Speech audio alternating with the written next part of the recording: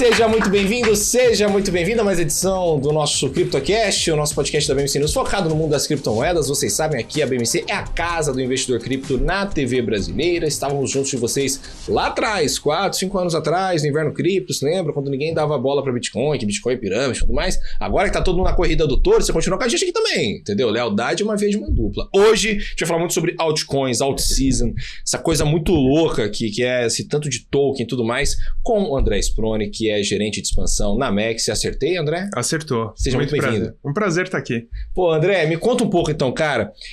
Me conta um pouco sobre você. O que é a Mex? É Mexi ou Mex? Mexi. Então me conta um pouco, o que vocês fazem? Você introduz pra galera. A galera agora tá pegando um refrigerante, que esse programa vai ao ar 3 da tarde, então não posso falar bebidas abaixo dessa idade. Mas me fala um pouco então, o que vocês fazem, um pouco sua história. Prazer estar aqui, antes de mais nada, obrigado. A Mexi é uma corretora de criptomoedas, é uma das maiores do mundo hoje em dia, e a gente está em expansão pelo mundo todo, e eu sou responsável principalmente aqui na área da América Latina. A gente tem uma gama muito ampla de produtos na nossa plataforma, então convido a todos até para dar uma olhada. Dá uma olhada, experimenta, que vai gostar. Maneiro demais. Então, é uma honra tê-lo aqui, inclusive. Me fala um pouco sobre as altcoins, porque a gente está num cenário de cripto, que aqui o CryptoCast ele existe há muito tempo, então a gente pode falar de muita coisa, a gente já falou de... Só que já é craque já em hash, em Bitcoin, em Ethereum, em blockchain e tudo mais. Só que é um assunto que todo mundo pergunta, principalmente nessas corridas do touro aí das criptomoedas, é justamente a questão das altcoins. As coins que estão fora ali do radar. Então eu queria saber um pouco a sua opinião sobre as altcoins, o que dá pra gente começar a falar sobre isso? Cara, eu particularmente sou muito partidário de altcoin. O pessoal do mercado que eu conheço há mais tempo até brinca que eu sempre fui desses, então o meu negócio são as moedas alternativas ali, eu gosto desse mundo, de estar sempre procurando coisa nova. E assim, falando de altcoin e alt-season, realmente... Quando o Bitcoin dispara, quando o Ethereum começa a seguir ali, é algo que sempre vem à tona, né? Mas por que isso? Porque normalmente é aí que o pessoal vê os maiores ganhos. Porque numa alt-season é quando a gente vê todas as moedas disparando, e as menores de capitalização mais baixa, elas às vezes chegam a fazer 10x, fazem 20 vezes o valor investido. Uhum. Então, assim, tem muito dinheiro a ser feito aí. Claro que, obviamente, com um risco também absurdamente maior, né? Porque a gente está falando de capitalização baixa. É um negócio astronômico, né? Então, me fala um pouco assim, porque isso está falando de curtíssimo prazo pra galera fazer dinheiro, ou você fala de longo prazo? Não, eu falo de curtíssimo prazo. Quando a gente fala de altcoins e fala de alt-season, no geral a gente sempre fala de curto prazo. Então, assim, justamente por isso que tem essa conversa de quando a alt-season vai começar, se é que ela vai começar. Porque, assim, é um período muito curto de tempo. Então, se o Bitcoin a gente sabe que é uma apreciação constante ao longo do tempo, não é o caso com as altcoins. A gente tem aí inúmeros exemplos, muita gente já falou sobre isso aqui também. Não é o caso. Altcoins, elas normalmente são utilizadas por quem opera realmente no mercado como alguma coisa de curto prazo ali para você aumentar, inclusive, a sua quantidade de bitcoins. Então, o pessoal vê como um ganho rápido, vamos dizer, no mercado. E por isso que a alt-season também é tão explosiva. Então, é um ganho muito alto no intervalo curtíssimo de tempo. Curtíssimo que eu digo, a gente está falando de algumas semanas, pouquíssimos meses, talvez. Tem uma galera que faz muito essas coisas, né? De ficar de olho nessas altcoins ali e tentar puxar. E aí, queria começar perguntando sobre a antítese disso, né? Que é a lógica do... o mercado, ele, em teoria, o consenso é que vão sobrar 10 criptos daqui, sei lá, 100 anos. Então, você acha que as altcoins elas são um fenômeno pontual, passageiro, dos próximos 5, 10 anos, por exemplo? Ou você acha que realmente é uma coisa que... Tudo bem, as top 10 vão estar lá. Igual os grandes bancos estão. Mas se o cara quiser brincar com... R$100 virar R$1.000 ali em 1 ou 2 semanas, sempre vai ter isso. O que você acha? Eu acho que depende muito de como você encara isso, porque sim, eu concordo com você, eu acho que assim, top 10 sempre vão existir, porque então isso já faz com que as altcoins sempre estejam presentes, porque quando a gente fala de altcoin, a gente tá falando de tudo que não é o Bitcoin, né? Então, se existe mais de uma, a gente já tá falando que as altcoins ainda existem. Mas... realmente, eu acho que um mercado tão pulverizado como a gente vê hoje, com tantas meme coins até, ou com tantos projetos despontando, eu acho que a tendência no longo prazo é isso diminuir. Então a gente vai sim ver uma consolidação dos projetos, vai ter uma consolidação dessas criptos, e as mais fortes vão sobreviver, como é normal. Mas, por outro lado, eu acho que também o mercado sempre vai ser aberto a novos entrantes, porque não existe uma barreira. Como a gente está falando de cripto, a gente está falando de algo descentralizado, não existe essa barreira. Por que só existiriam 10 e nenhuma mais? Se eu quiser desenvolver a minha, se eu quiser soltar meu projeto, se eu quiser criar meu token, eu posso. Então, eu vejo que isso é inevitável também. Mas eu acho que o mercado em si, cada vez mais, ele vai se concentrar nas moedas mais consolidadas, nas redes mais consolidadas. Acho que isso aí é tendência, sim. Pô, perfeito. E aí, inclusive, eu já falei várias vezes, a gente criar tokens aqui no nosso CryptoCast, a gente tá perdendo... A gente podia estar tendo essa conversa em Paris neste momento, e não estamos tendo por conta disso. Mas assim, dentre as altcoins, tem alguns projetos que você gosta, que você olha com certo carinho no mercado hoje? É algo que te desperte o olho? Porque, por exemplo, a gente aqui, lembrando aqui, fazendo um disclaimer, a você, meu caro amigo, minha cara amiga que está nos acompanhando, é sempre bom essa aspa aqui. Nós não estamos fazendo recomendação de nenhum tipo de investimento. Tá? Então você tome sua decisão a partir dos seus critérios, do seu estudo, do analista que você quiser, da recomendação que você quiser, não tem nenhum problema. Aqui a gente está debatendo hipóteses, teses do mercado cripto, que é um mercado extremamente volátil. Show? É isso, obrigado.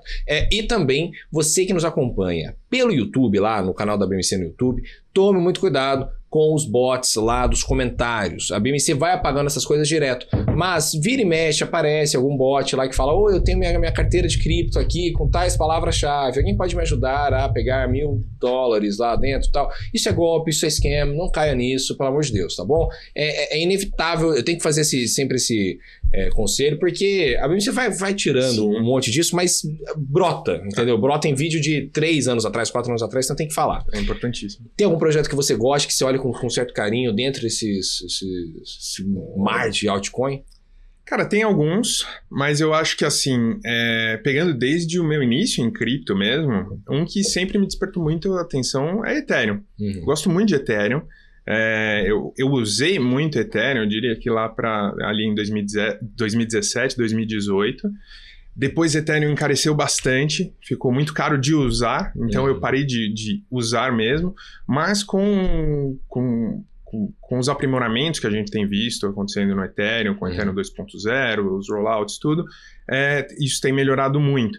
Então, eu particularmente gosto bastante do Ethereum. Ethereum é um assunto que a gente gosta muito nesse programa aqui, porque ele literalmente a única criptomoeda que todo mundo sabe o nome do dono e sabe a cara do dono. Né? Porque o Satoshi todo mundo conhece, mas ninguém sabe quem é. E o Vitalik, ele é um tema muito importante aqui nos nossos programas, porque a gente gosta muito do Vitalik, a gente admira muito ele, mas também ele é tema de teorias da conspiração que vieram aqui no nosso programa. Teve um episódio, inclusive quem quiser acompanhar pode acompanhar, lá no canal do YouTube da BMC, que o convidado falou de uma tese, uma teoria da conspiração de que o Ethereum, o Vitalik, seria como posso dizer, teria ali uma aliança com o JP Morgan, que é banco. E aí que o JP controlaria o Vitalik com as decisões. Então, tipo, teria uma aliança com o Vitalik, e aí poderia ter um maior líder conhecido das criptomoedas do seu lado. Eu fui do lado do Ethereum e falei assim, acho muito improvável isso ter acontecido. Mas eu queria saber a sua opinião, você como defensor do Ethereum, também como a gente nesse programa, inclusive, você acha que há alguma probabilidade, alguma chance de um cara enorme das criptos, como o Vitalik, por exemplo, ter uma aliança com grandes bancos norte-americanos e que isso seja uma grande teoria da conspiração, que estamos apenas sendo manipulados como fantoches do sistema, ou não? Cara, eu não vou falar que não. Eu não sei. Pô, aí você me deixou agora curioso, cara. Eu não vou falar que não. Mas assim, eu particularmente não vejo isso acontecendo de maneira nenhuma. Mas assim, diria que mais pela imagem que eu tenho do Vitalik. Eu acho que ele não seria uma pessoa controlável, vamos dizer assim, por grandes bancos ou coisas do tipo. Mas isso aí é impressão minha. Eu nunca tinha ouvido falar dessa teoria, sendo bem sincero. Do nada. A gente tem aqui. Nós temos as teorias da conspiração que aparecem no CryptoCast. Não, mas é interessante. Eu gosto muito de teoria da conspiração. Você gosta do Vitalik? Porque ele também é meio robozão, né?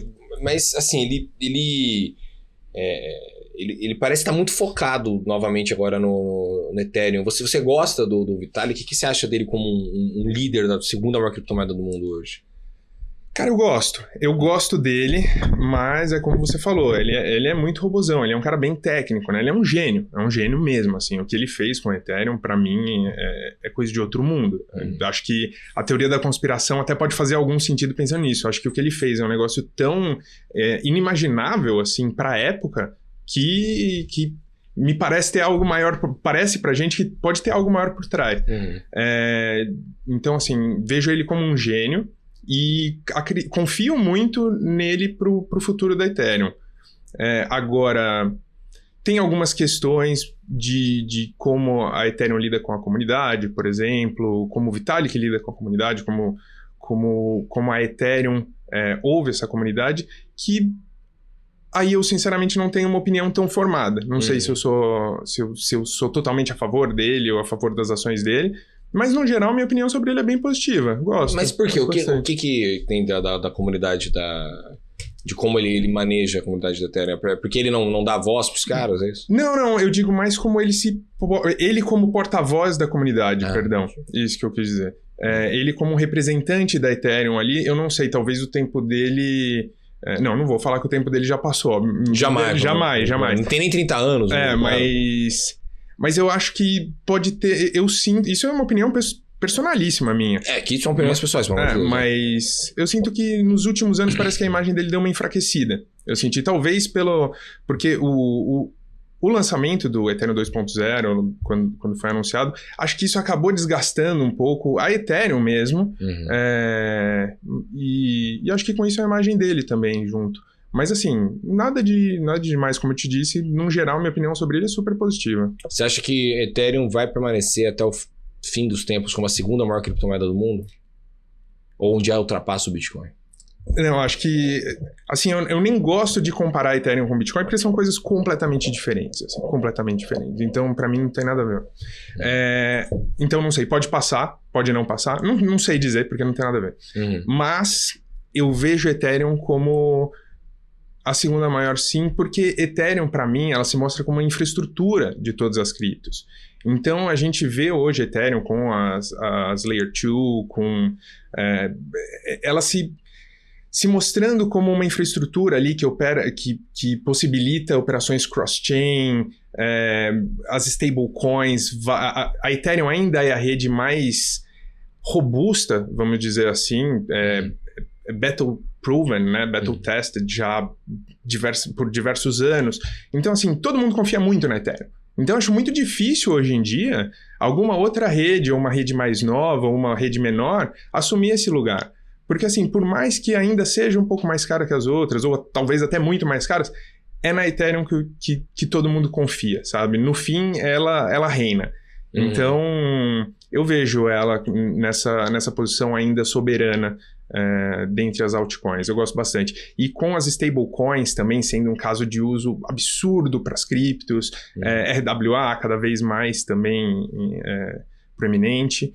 Eu acho que Ethereum só tem a crescer com isso. Pô, perfeito. A gente vai para um rápido intervalo. Na volta a gente vai falar muito ainda sobre as altcoins. Temos Ethereum, tem Solana, tem um monte de coisa. As memecoins, será que vale ou não você investir e tudo mais? A gente vai falar sobre tudo isso aqui no nosso CryptoCast. Na volta, então a gente já está de volta aqui na nossa BMC News aqui no CryptoCast. Já voltamos.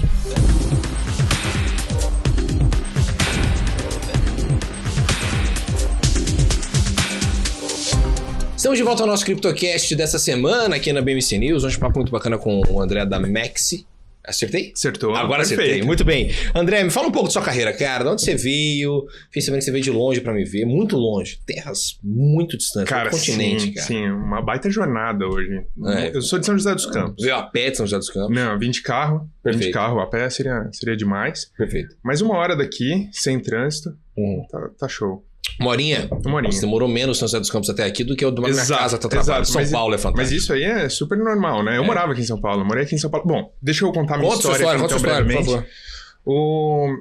Eu sou de São José dos Campos, natural de lá, mas me mudei para São Paulo em 2009 e vim para fazer faculdade. Então me formei em administração de empresas aqui pela FGV. ADM-FGV.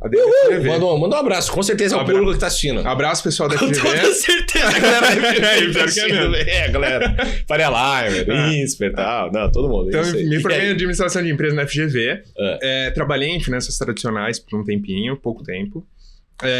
Depois, com um amigo meu também do mercado financeiro, a gente começou uma startup aqui em São Paulo, uma startup de pintura imobiliária aqui. Pintura imobiliária? Cara. O que é uma pintura imobiliária? É pintar prédio? Exatamente, pintar prédio, pintar escritório, pintar residência. E o que tem de diferente pra você criar uma startup disso? A gente basicamente alocava pintores para serviços, baseado na distância. Então a gente tinha pintores parceiros por São Paulo, pela grande São Paulo, e alocava eles baseado nas skills necessárias para aquele trabalho e na distância do serviço. Então a gente conseguia otimizar a agenda dos pintores pela cidade.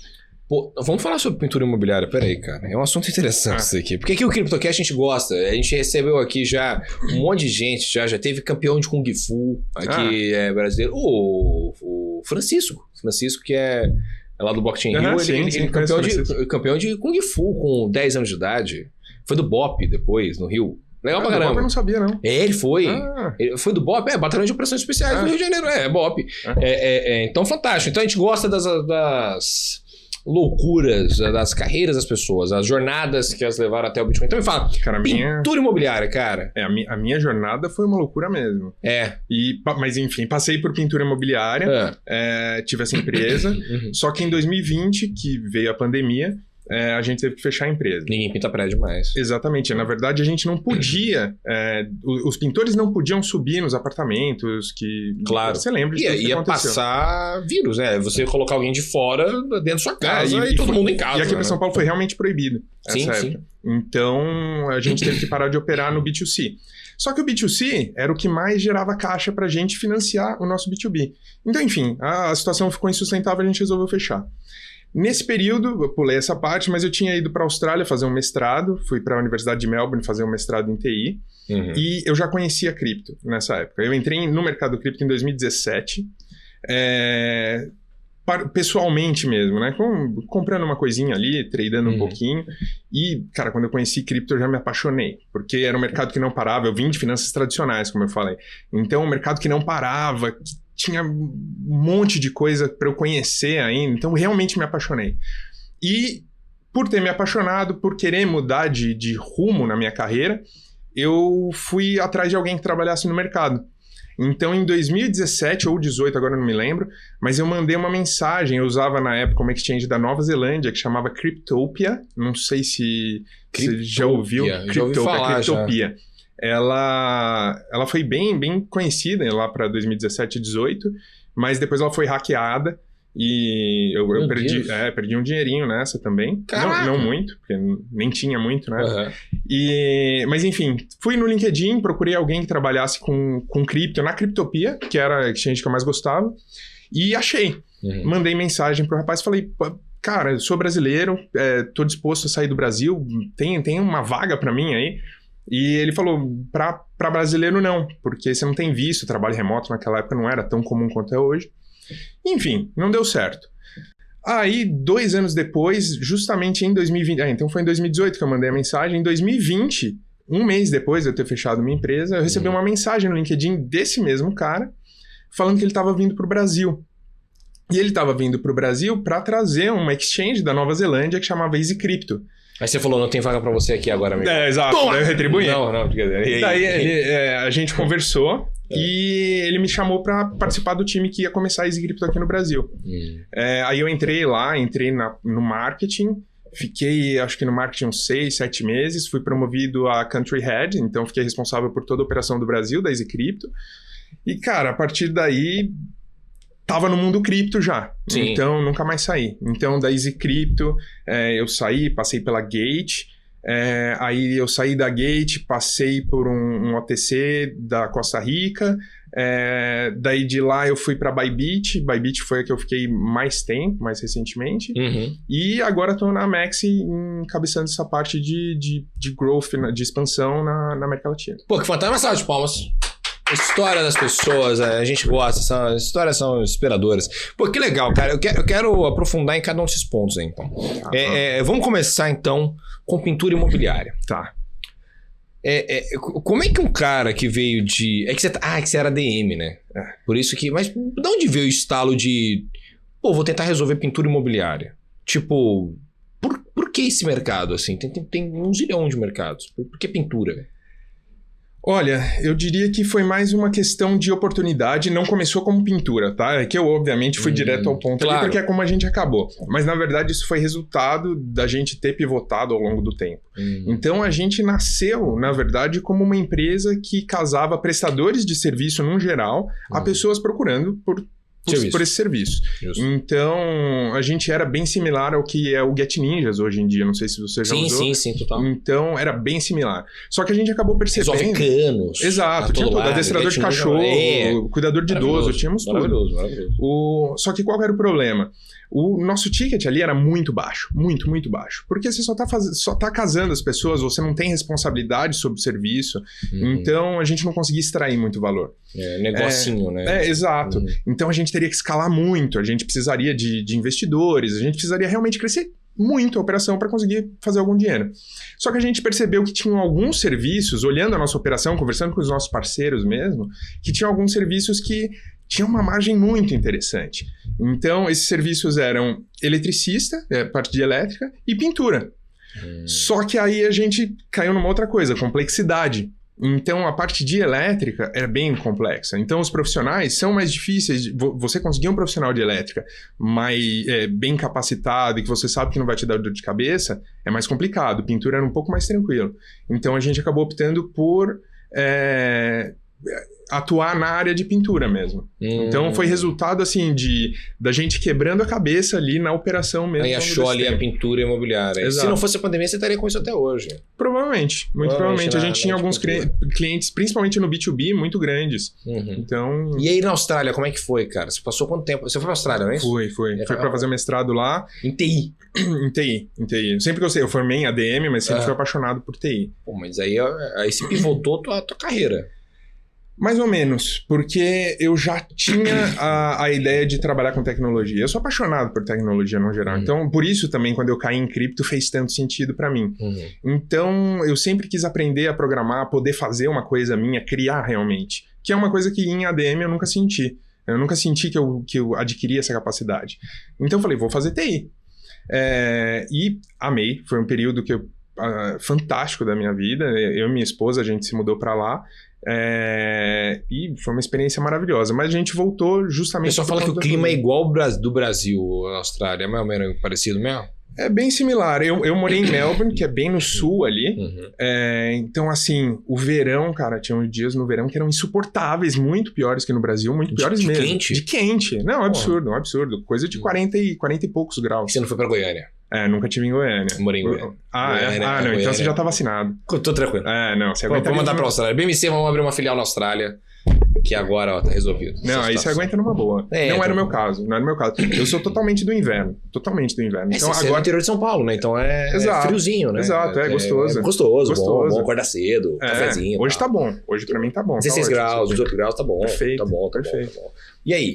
Mas eu gostei muito. O país, cara, super acolhedor, muita cultura, então comida de tudo quanto é lugar. Lugar fantástico. Você adaptou bem com a gastronomia do lugar? Muito. Muito. Porque eu sou bem aberto a outras culturas, né? Então, assim, lá tem muita comida chinesa, muita coisa asiática, é muito legal. Pô, Eu a adorei Austrália lá. deve ser fantástico. Ah, né? é. Você nunca foi pra lá? Nunca fui pra lá. Ah, Você já foi pra Areado, Minas Gerais? Nunca foi. Tem que ir também. Ah, A gente vai aqui A gente trocando, troca figurinha. trocando aqui. figurinha, É, trocando exato. figurinha. É a cidade do Polvilho, Ah. sul de Minas, tem 500 habitantes. Fantástico. Um Poxa. beijo pra Areado, adoro Areado. E Alterosa, que é do lado, que faz festas lá, mas 1.000 habitantes. Então dá 2.000 habitantes. Perfeito.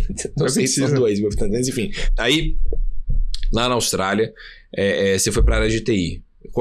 O que você estudou de TI, certo? Porque pra você cair de TI pra cripto, tudo bem, imagino que sejam 2 pulinhos, mas também você poderia ter ido pra inteligência artificial, você poderia ter ido pra um monte de lugar. Cara, sim. Inclusive, inteligência artificial era algo que tava engatinhando ali pro público, né? Uhum. Então era uma coisa que tava já pegando a moda. Mas, na verdade, esse meu mestrado não teve nada a ver com eu acabar em cripto, nada mesmo. Porque eu acho que o meu background em administração e em finanças tem mais a ver com o que eu faço hoje do que teve com TI. Porque eu não sou uma pessoa técnica em cripto, né? O meu trabalho é gerir as corretoras. Então, e é isso que eu faço desde 2020, como eu te contei. Eu não precisaria saber programar, não precisaria saber nada de TI, basicamente, para fazer o que eu faço. Sendo bem honesto, eu nem precisaria saber de cripto, porque é um trabalho gerencial, eu diria. Obviamente, saber de cripto te dá inúmeras vantagens no mercado. Então, assim, eu sei como o público de cripto pensa, porque eu sou o público de cripto. Claro. Então, eu vendo, vamos dizer assim, pra gente como eu. Então, eu uso o meu produto, eu gosto do meu produto. Então, faz todo sentido, por mais que não tenha a ver com... É claro, é claro. E aí hoje lá na Max, o que você faz? Me conta. Estava contando um pouco sobre sua função lá. O que você faz hoje? Quais são os desafios hoje? Eu sou gerente de expansão na Max e o meu trabalho é basicamente angariar novos usuários, com foco na América Latina. Então, estratégias de growth no geral, branding, tudo que a gente faz para fazer a Max ser mais conhecida na região como um todo. Então, a gente vê hoje que algumas corretoras, não só a Max, mas com produtos muito bons, elas não são tão conhecidas, às vezes na região, por terem seu foco, de repente, em outros lugares, mais na Europa ou mesmo na Ásia. Então, o meu trabalho é fazer com que o público conheça o nosso produto e veja como é bom. Isso é o principal hoje. E como é que tem sido isso? Cara, tem sido muito bom. Faz pouco tempo que eu tô na Max e eu entrei lá, eu acho que eu nem falei, desculpa, mas eu entrei lá faz 2 meses e meio agora. Então tá jovem lá. Tô jovem lá. Novato. Mas tô gostando bastante. Passou pelo trote? Já teve trote? Já, né? Isso aí é na primeira semana. Na primeira semana já é da galera. Perfeito. E aí, como é que tem sido isso? Assim, o público brasileiro, ele compra a ideia de novas corretoras? Como é que é isso? Cara, o público brasileiro... eu sempre trabalhei com o público brasileiro, né?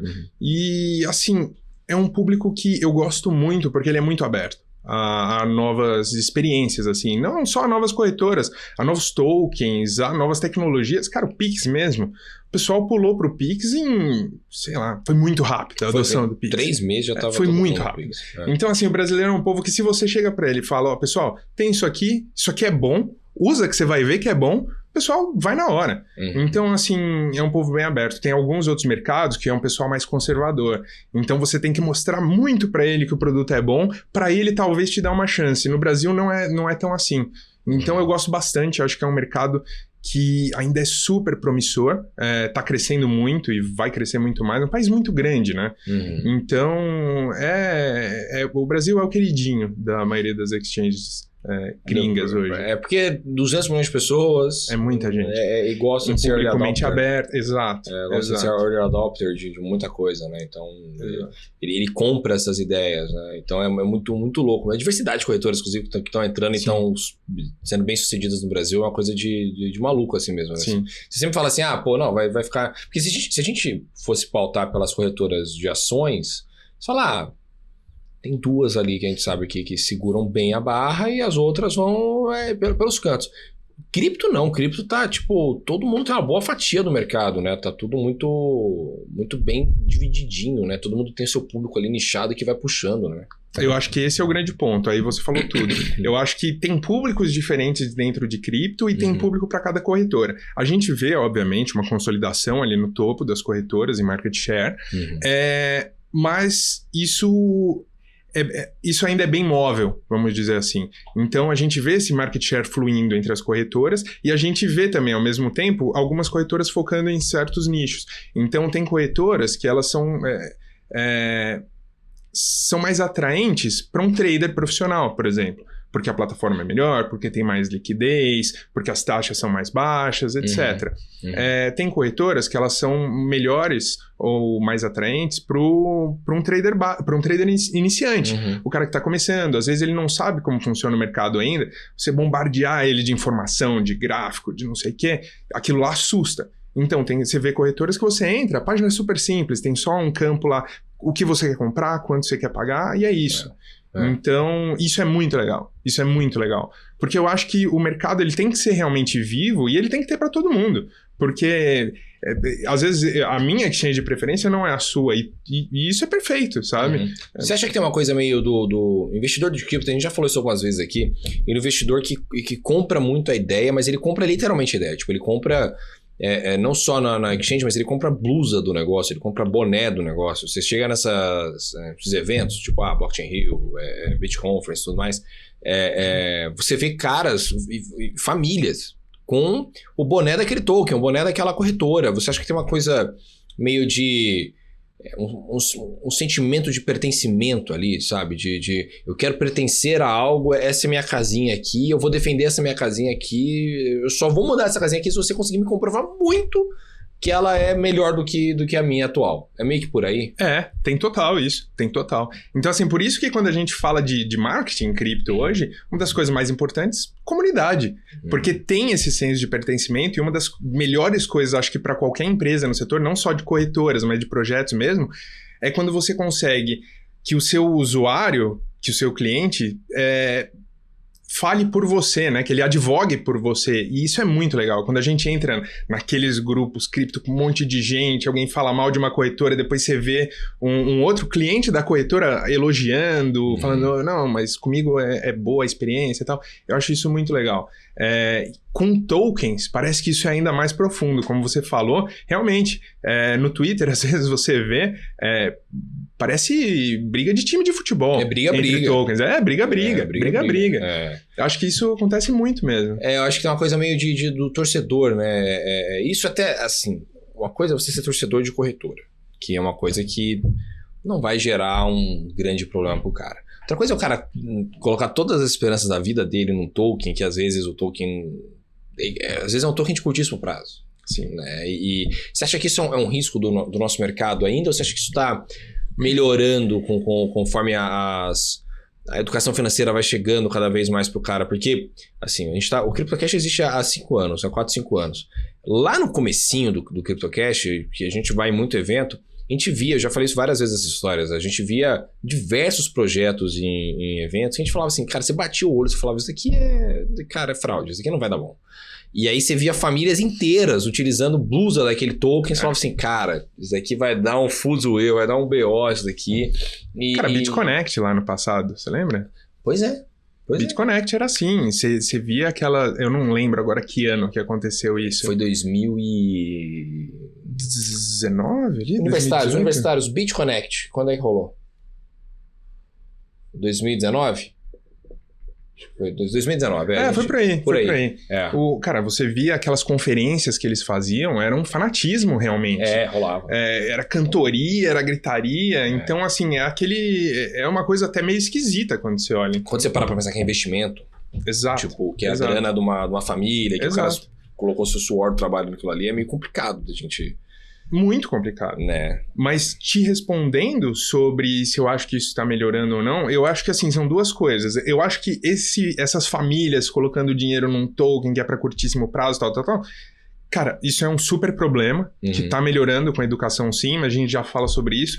Mas eu acho que ainda pior do que a família que coloca essa grana num token de curto prazo é a família que perde todo esse dinheiro porque colocou num scam.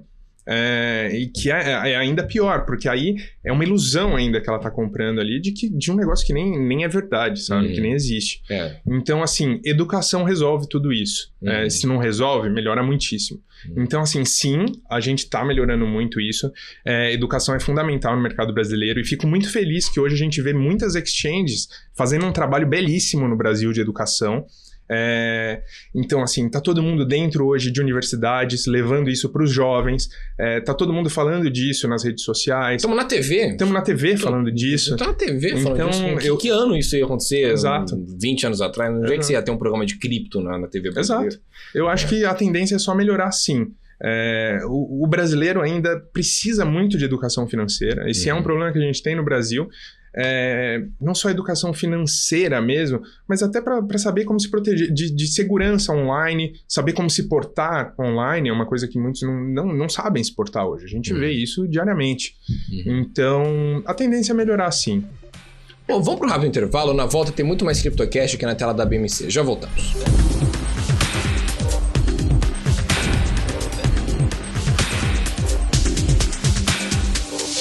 Estamos de volta com o nosso CryptoCast dessa semana, um papo muito bacana com o André, lá da Max. André, a gente estava falando sobre questão de onde o mercado está evoluindo, para onde ele está andando. E você está no mercado há um bom tempo também, a gente via muito golpe no mercado. Como é que você acha que está esse papel hoje, patamar? Inteligência artificial está aí, violência que está cada vez maior também nas grandes cidades, e inclusive violência digital, né? A gente tem hoje estelionato digital todo o tempo, né? Clonagem, tudo quanto é jeito. Então, como é que você acha que estão os golpes hoje no cenário cripto? Cara, infelizmente, ainda é muito comum. Então, assim, rotineiramente a gente vê muita gente perdendo dinheiro com golpes em cripto. Não só em projetos que são golpes, mas como perdendo, como você falou, em golpes puros mesmo. Gente que é enganada para fornecer sua chave privada, ou gente que nem sabe sobre cripto, e isso é um grande problema, aliás, gente que não sabe sobre cripto, mas acaba conhecendo esse mundo porque foi coagido a entrar para mandar cripto para algum criminoso. Então isso, infelizmente, é super comum ainda. Com educação, a tendência é reduzir isso, mas a gente ainda não está lá. Então, assim, com inteligência artificial, realmente é um problema ainda maior, porque se já era difícil alguém reconhecer antes o que era verdade e o que era mentira, hoje com a inteligência artificial fica difícil até pra gente que já é vacinado, que já passou por muitas situações dessas. Então, poxa, é uma luta diária de quem tá educando e de quem tá... Tem muitas empresas também que lutam contra as fraudes, contra os golpes. Então, é a luta do bem contra o mal ali, diariamente. Coisa muito parecida com o que a gente via com os vírus, antigamente mesmo. Eram as empresas de antivírus lutando diariamente contra o pessoal produzindo novos vírus. Então, assim, sempre tem golpe novo na praça, sempre tem alguma coisa diferente. Recentemente até vi um golpe interessante, eu não sei se cabe pode falar sobre aqui.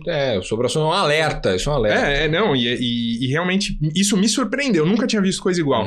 Mas assim, agora eles colocam duas vítimas para se conversar e dar mais legitimidade ao golpe. Como que isso funciona? Então, eu tô vendendo, por exemplo, um PlayStation 5. E você quer comprar um PlayStation 5. Então, um golpista, um terceiro, ele acha o meu anúncio vendendo o PlayStation 5. Ele fala, olha, tem um comprador aqui, tal. Falei pra ele que você é meu sobrinho, tá, pode ser. Fala uma baita novela pra você.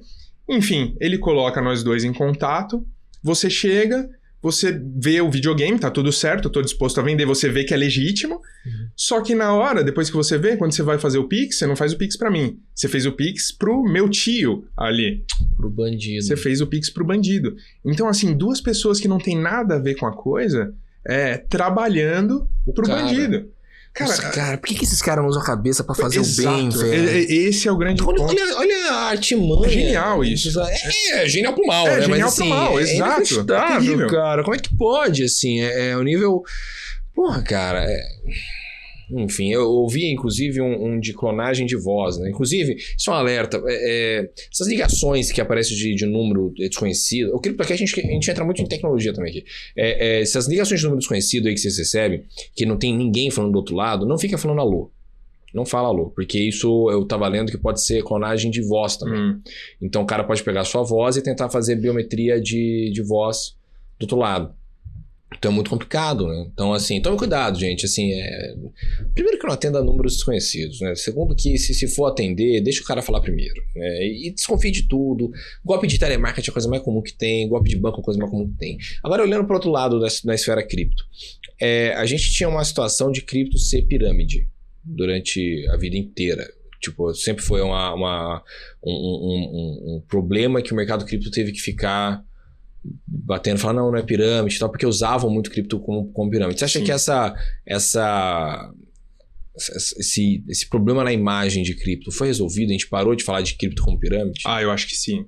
Eu acho que isso aí não faz algum tempo já que não é mais discutível. Assim, discutível sempre é, né? Sempre vai ter alguém falando. Mas eu acho que isso já tá mais do que resolvido, sim. Agora, projetos que são pirâmides, infelizmente isso tem. A gente vê até hoje esse tipo de coisa acontecendo. Mas cripto em si, como pirâmide, não. Cara, cripto, acho que se legitimou tanto, mas tanto nos últimos 5 anos, vamos dizer assim, 5, 6 anos, que foi um absurdo. Um absurdo. Quem tá no mercado desde 2017, que seja, que nem é tão antigo, cara, não reconhece o mercado. Então, assim, hoje a gente tem bancão falando de cripto, tem bancão vendendo cripto. E assim, é muito diferente, Então, é um mercado que já tá muito grande. Você acha que não tem mais... Por exemplo, existia um problema também na tese econômica de cripto. Então, quando a gente olhava para a tese econômica de cripto, existe até hoje bilionário que fala que isso não faz o menor sentido, porque não tem lastro, a gente não sabe quem criou, e piriri pororó.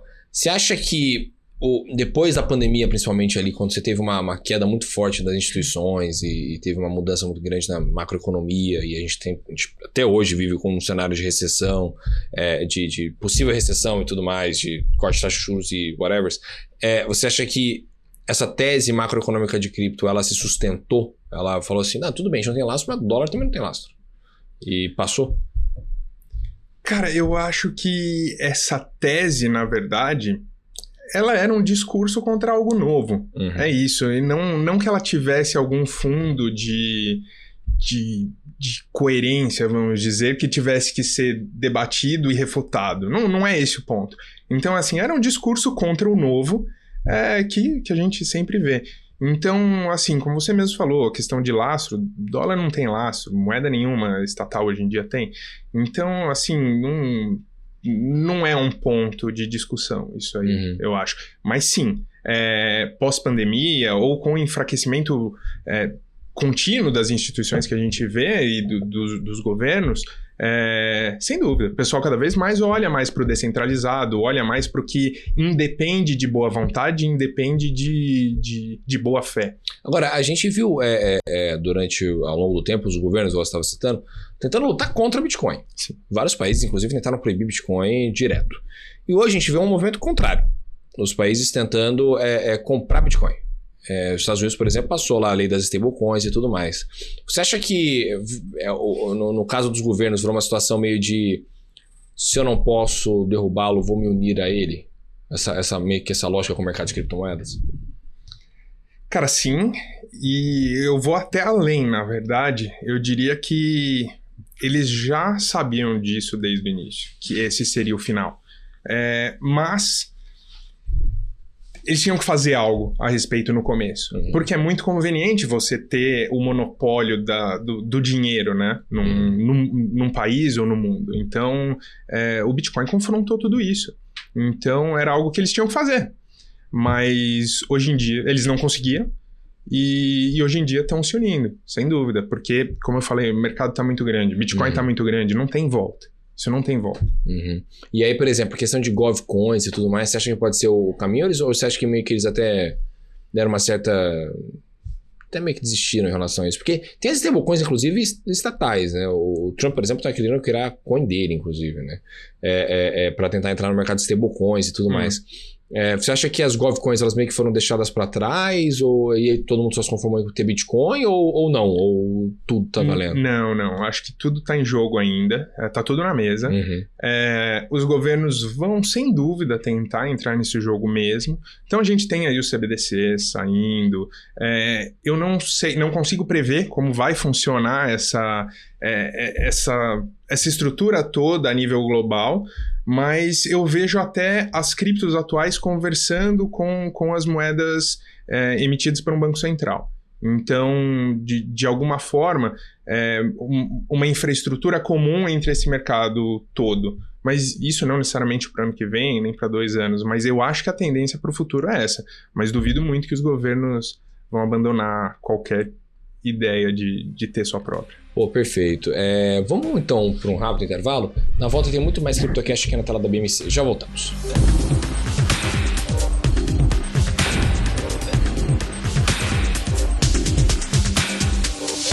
Estamos de volta com o nosso CryptoCast aqui na tela da BMC News. Hoje um papo muito bacana com o André lá da Amex. André, vamos lá. Próximos passos da Amex aqui no Brasil, no mundo, América Latina. Me conta, o que vocês estão prevendo aí? Cara, a Amex está crescendo muito mesmo no mundo todo, assim. Então, eu diria que os próximos passos são seguir melhorando a experiência do usuário. Então, até no que a gente conversou já, como que vai ficar as integrações de cripto no futuro, a Amex está trabalhando muito em fazer uma integração suave, sutil entre DEX e SEX, entre o que é centralizado e o que é descentralizado, o que é muito legal. Se você vê a nossa plataforma hoje, é questão de você mudar um switch para você estar em uma plataforma totalmente descentralizada. Então, acho que essa é a tendência, e isso é algo que a gente vai seguir melhorando. Melhorar a experiência de on-ramp, off-ramp, facilitar o acesso do usuário às criptos. E também facilitar o uso dessas criptos para os usuários. Então, desenvolvendo novos produtos, novas formas de você usar essas suas criptos.